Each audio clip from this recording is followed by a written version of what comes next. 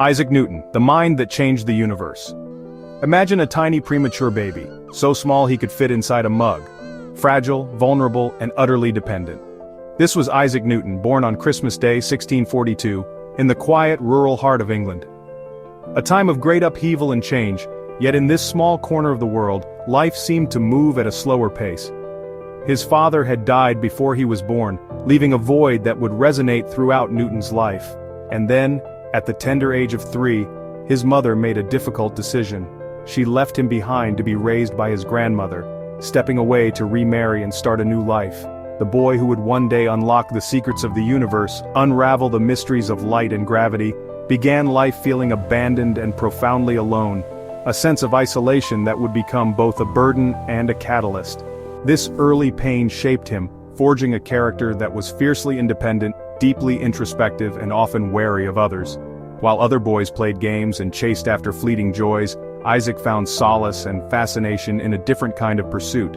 Isaac built things, intricate windmills that spun in the breeze, meticulously crafted water clocks that measured the passage of time, and even a hand-cranked cart, a testament to his ingenuity and resourcefulness.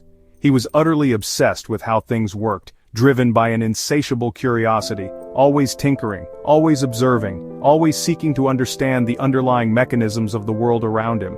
His creations were more than just toys. They were his companions, his confidants in a world that often felt cold and distant. And as he sat in the classroom, his mind wandered far beyond the rote memorization and rigid structure of his school lessons. Teachers often called him idle, a daydreamer, a boy who couldn't focus.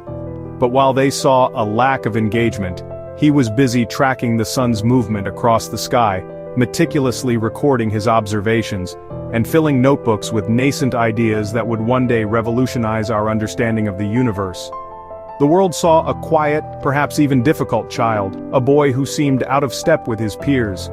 But beneath that silence, beneath the withdrawn exterior, a universe of thought was beginning to stir, a storm of ideas brewing within his brilliant mind. Newton's childhood isolation, the pain of abandonment, became the crucible for his relentless curiosity, the forge in which his genius was tempered.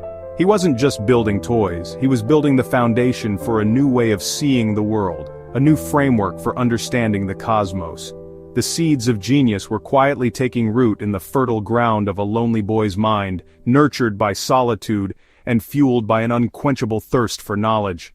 No one, not even the wisest scholars of the time, could have guessed that this seemingly forgotten child would one day illuminate the cosmos, transforming our understanding of the universe forever. The story of Newton begins not with triumph, not with accolades, but with solitude, and a mind hungry to understand, a spirit determined to unravel the mysteries of existence.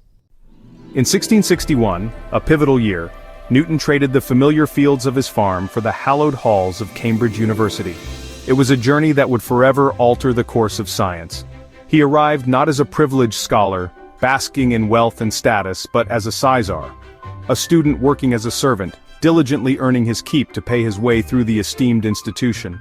It was a humbling experience, a stark contrast to the life he knew, but it opened the door to a vast and exciting world of ideas, a world he was eager to explore. Cambridge, at the time, still largely adhered to ancient teachings, steeped in tradition and the wisdom of the past.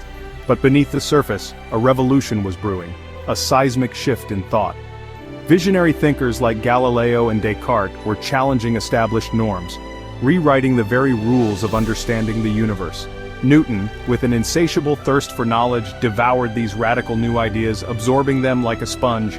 He spent countless hours reading late into the night, fueled by curiosity, meticulously filling notebooks with a torrent of questions, observations, and nascent theories. He came to see mathematics not just as a subject, but as the fundamental secret language through which the universe communicated its deepest truths. Driven by his own intellectual hunger, he taught himself the latest theories, quickly surpassing the knowledge of his professors, pushing the boundaries of understanding. The seemingly idle farm boy, content with simple routines, was gone, transformed by the spark of intellectual curiosity. In his place stood a mind ablaze with passion, a relentless pursuit of knowledge that would define his life. Newton embarked on a personal quest, beginning his own notebook titled Certain Philosophical Questions, a testament to his burgeoning intellectual ambition. Within its pages, He began listing the profound mysteries he was determined to solve, the fundamental questions that plagued his curious mind: light, motion, gravity. He wasn't simply absorbing existing knowledge, he was actively preparing to challenge the very foundations of everything that was currently known and accepted. Cambridge, with its rich history and intellectual atmosphere, became his launchpad, providing the resources and environment he needed. And Newton, armed with his relentless curiosity and burgeoning intellect, was ready to engage in a profound conversation with the cosmos itself. He questioned every assumption, meticulously experimented with the tools at his disposal, and fearlessly imagined possibilities that stretched far beyond the established boundaries of tradition and conventional wisdom. The very seeds of his groundbreaking future discoveries were meticulously sown in these restless, often sleepless nights, fueled by an unquenchable thirst for understanding. Newton's intellectual awakening at Cambridge marked not just a personal transformation, but the very beginning of a scientific revolution that would reshape the world. The quiet, unassuming farm boy, once seemingly destined for a life of rural simplicity, was now poised to fundamentally change the world's understanding of itself. The vast, enigmatic universe, with all its hidden wonders and unsolved mysteries, was patiently waiting for his insightful questions and revolutionary answers. In 1665, the Great Plague descended upon England, a dark cloud that brought life to a standstill. Cambridge University, normally a bustling hub of intellectual activity, was forced to shut its doors.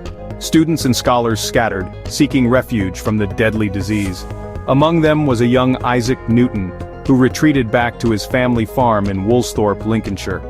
For most, the plague years were a time of immense fear and uncertainty. Death was a constant companion and the future seemed bleak. But for Newton, isolated from the academic world, it was a period of explosive creativity, a fertile ground for his groundbreaking ideas to take root. Alone at Woolsthorpe, freed from the rigid structure of lectures and university duties, he had only time, solitude, and his own insatiable curiosity to guide him.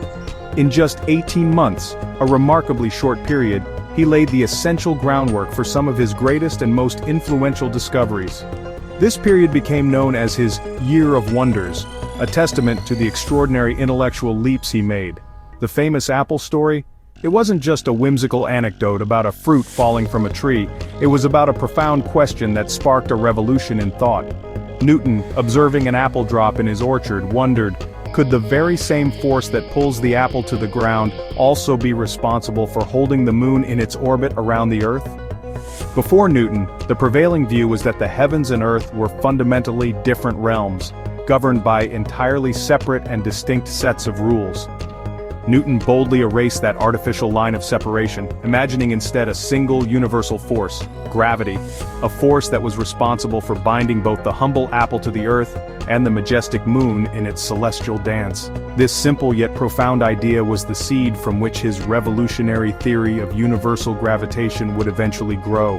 The plague years, despite their hardship, gave him the precious quiet and space he needed to plant and nurture it. In the enforced isolation, Newton was able to connect the seemingly mundane everyday world with the grand, awe-inspiring cosmic realm. He saw a fundamental unity where others before him had only perceived a rigid separation. The world gripped by the plague paused in fear and uncertainty, but Newton's mind, far from being idle, raced ahead, propelled by his relentless curiosity and unwavering focus. Out of the depths of solitude and the profound silence of the countryside, a new and transformative vision of the universe was born, forever changing our understanding of the cosmos. The apple, in that moment, didn't just passively fall from the tree, it launched a scientific revolution that continues to resonate through the ages. Newton's extraordinary genius flourished in the unexpected stillness of a world gripped by crisis, proving that even in the darkest of times, the light of human intellect can shine brightly. Newton's curiosity didn't stop at gravity. He turned to the mystery of light. People believed white light was pure and color was an impurity added by objects like prisms. Newton put this to the test in a darkened room, sending a beam of sunlight through a prism. The result, a rainbow of colors on the wall. But Newton went further. He passed the colors through a second prism. Each color stayed the same. The prism wasn't creating color, just separating it. His conclusion: white light is a mixture of all colors, not pure at all. He recombined the colors into white light, proving his point. Newton had literally unwoven the rainbow. This discovery laid the foundation for modern optics. He changed how we see the world, revealing the hidden spectrum within every beam of light. Newton's experiments with light showed that nature's beauty could be explained by simple, universal laws. As Newton explored gravity and light, he faced a deeper problem: how to describe change itself. The math of his day was static, but the universe was in motion. How do you measure the speed of a falling apple at a single instant? Newton needed a new kind of math, so he invented it, what we now call calculus. Calculus let him calculate rates of change and the area under curves, essential for understanding motion in orbits. It's built on two ideas: differentiation, to find how fast something changes, and integration, to add up tiny pieces into a whole. This was the mathematics of a moving universe. Calculus became the engine behind Newton's other discoveries. Without it, he couldn't have fully explained gravity or planetary motion. He created the language needed to describe the cosmos. Calculus wasn't just a tool, it was a revolution in thinking. Newton's invention changed science, engineering, and our understanding of reality. He gave us the means to measure the ever-changing world. The universe was now open to calculation. For years, Newton kept his discoveries private, wary of criticism. But in 1684, astronomer Edmund Halley visited with a question: what path would a planet follow under gravity? Newton answered instantly: an ellipse. He'd already done the math. Halley urged him to publish, and Newton began a furious period of writing. The result, the Principia, published in 1687. In it, Newton laid out his 3 laws of motion and the law of universal gravitation. Every object attracts every other, with a force proportional to their masses and inversely proportional to the square of the distance. This law explained falling apples, orbiting moons, and the motion of planets. The Principia united the heavens and earth under one set of rules. Newton's universe was a clockwork, predictable, precise, and governed by mathematics. The book changed science forever. Newton had rewritten the rulebook of the cosmos. The mysteries of the universe were now within reach. The age of modern science had begun. After the Principia, Newton's life shifted from science to public service. He became warden, then master of the Royal Mint, tackling England's currency crisis. Newton led a massive recall of old coins, introduced new ones, and hunted counterfeiters with relentless determination. He transformed the mint into a model of precision and security. In 1703, he became president of the Royal Society, shaping British science for decades. He ruled with authority, promoting allies and crushing rivals. Under his leadership, the Royal Society became the world's leading scientific institution. Knighted by Queen Anne, Newton became Sir Isaac, the first scientist so honored. The lonely boy had become a pillar of the establishment. Newton's drive and intellect reshaped not just science, but the nation itself. Who was Newton, really? A solitary, fiercely defensive man shaped by childhood wounds. He was secretive, sensitive to criticism, and held grudges, most famously against Leibniz, over who invented calculus, and Robert Hooke, whom he saw as a rival. Newton's genius was matched by his capacity for feuds, but his obsessions went beyond science. He spent years on alchemy, searching for the philosopher's stone, and wrote extensively on biblical prophecy. For Newton, science, alchemy, and theology were all part of the same quest, to uncover the hidden laws of God and nature. He saw the universe as a grand design, governed by mathematical laws set by a divine creator. Newton's science was not a rejection of faith, but an exploration of it. His mind was as complex and mysterious as the universe he sought to explain. Newton died in 1727, honored with a state funeral and buried in Westminster Abbey. His laws of motion and gravity became the foundation of modern science, shaping everything from engineering to space travel. Even Einstein, who expanded our understanding, built on Newton's work. Newton's vision of a universe governed by mathematical laws remains the core of science today. He taught us that the cosmos is ordered, elegant, and knowable. Every time we launch a satellite or study the stars, we use his principles. Newton gave us the confidence to read the cosmic rulebook. For that, we will always be in his debt.